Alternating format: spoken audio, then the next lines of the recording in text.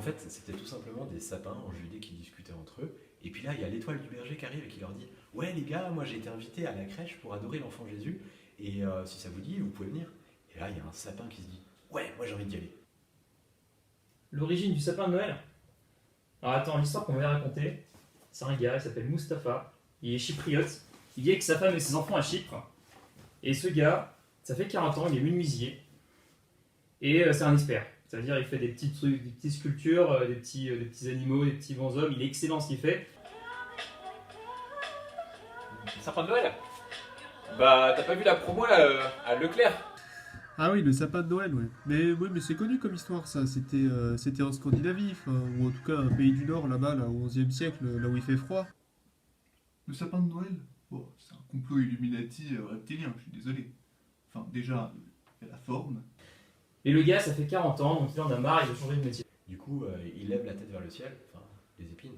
Et puis il y a Dieu qui lui répond: oui, d'accord, je te donne 24 heures si t'as envie d'aller à la crèche. Et du coup, le sapin tout content, hop, il s'envole. Et c'était en décembre, et puis un type qui vivait à la lisière de la forêt était sorti pour chercher du bois pour faire du feu, mais il était tombé nez à nez avec un sapin qui produit des fruits rouges. Bah, comme il n'avait jamais vu ça, il a décidé de le ramener chez lui. Mais il sait pas quoi prendre.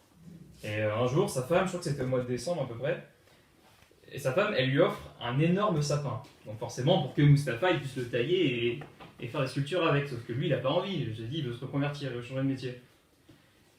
Et donc, lui, il n'a pas envie, donc il met le sapin dehors. Pendant quelques jours, il fait les 100 pas chez lui. Puis d'un coup, il a une idée. Il se dit, bah, pourquoi pas, je vais mettre le sapin dans le salon, on va voir, ça peut être joli. Il essaie de trouver sa route et bam, il tombe dans un verger, il se prend plein de pommes sur la tronche, il redécolle dans une nuée de lucioles, et là, ben, il trouve quand même son chemin, et boum, il arrive devant la crèche. Mais ce qu'on pense aujourd'hui, c'est qu'il souffrait de dystrésie, enfin il était très distrait, et donc de retour chez lui, il s'est rendu compte de nouveau qu'il avait froid, et il a mis le sapin au feu pour faire du feu. À Leclerc, t'as un sapin acheté, un sapin offert. Bah, du coup, bah, à Leclerc, hein. Après, il a réalisé qu'il avait brûlé quelque chose qui reverrait probablement jamais, donc il s'en est voulu, mais il s'est dit, bah, je vais juste refaire la même chose. Il allait chercher un autre sapin, et dessus il a mis des boules rouges pour imiter les fruits. Il le met dans son salon. Sa femme, déjà, elle est pas contente. Elle dit, bah, tu vas faire quoi avec le sapin dans le salon? Tu vas en mettre partout, tu vas sculpter. Il fait, non, moi je vais pas sculpter, mais je vais foutre. Donc, il met dans son salon. Il met tous les petits objets, là il en met une vingtaine, des petits objets qu'il a sculptés là, pendant 40 ans. Il en met sur le sapin, ça fait un truc super joli, sa femme et tout, ouais, ils sont trop contents, et ses enfants aussi.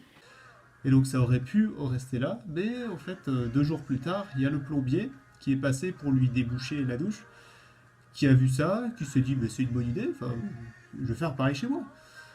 Qui est rentré, qui a fait pareil chez lui. Puis sur des fresques murales en Égypte, on a retrouvé des peintures de Ramsès II avec dans une main la graine de pain et dans l'autre une queue de reptile. Moi, ça me suffit.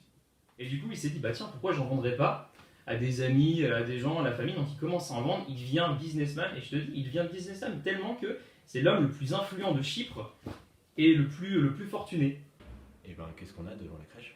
Et ben, un sapin avec des pommes, enfin des boules de Noël et des lumières, ce qui donne un sapin de Noël. Voilà, c'est l'origine du sapin de Noël. Et puis tous les gens qui ont vu ça chez le plombier se sont dit, mais c'est une bonne idée, je vais faire pareil chez moi. Et ainsi, ça s'est répandu, et jusqu'à aujourd'hui, encore aujourd'hui, on a nos sapins à Noël. Et à la fin, il termine président des États-Unis.